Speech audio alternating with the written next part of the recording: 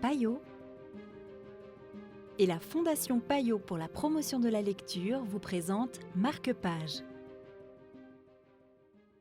Et si Perséphone n'avait pas été enlevée, mais qu'elle avait choisi d'elle-même de descendre aux enfers?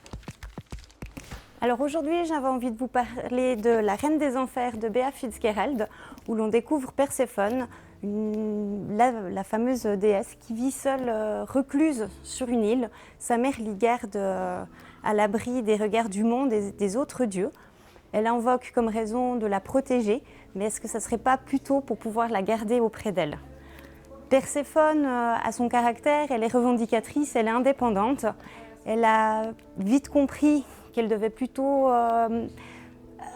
avoir une image de jeune fille sage et docile. Elle a voulu le monde, son père Zeus lui a juste donné la chance d'être la déesse des fleurs. Et le jour où Zeus, son père, et Déméter, sa mère, décident de monter sur l'Olympe pour lui trouver son futur mari, Perséphone y voit l'occasion idéale de s'enfuir. Et quel endroit idéal autre que les enfers, domaine d'Hadès, pour s'y cacher.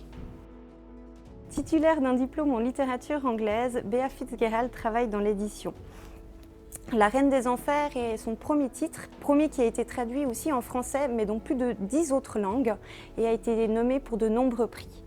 Bea Fitzgerald s'inspire beaucoup de la mythologie grecque, autant pour ses ouvrages que pour créer du contenu sur ses réseaux sociaux. Elle a toujours eu une grande passion pour les histoires et ce qu'elles transmettent à travers les différentes générations, et elle nous livre sa passion avec brio.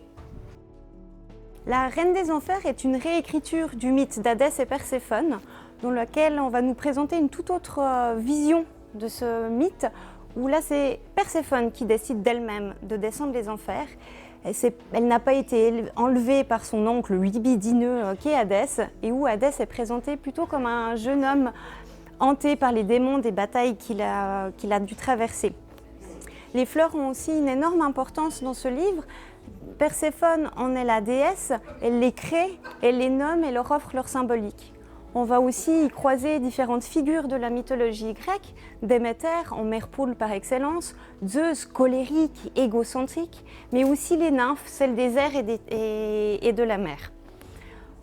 Avec ce mythe, cette réécriture de ce mythe, on découvre vraiment une Perséphone revendicatrice, indépendante, qui va s'émanciper progressivement de cette image de jeune fille sage qu'elle a pour pouvoir s'ouvrir et devenir la femme qu'elle est et qu'elle veut devenir, une vraie indépendance. Et on y découvre aussi des dieux qui sont complètement empêtrés dans cette virilité qu'il aurait imposée.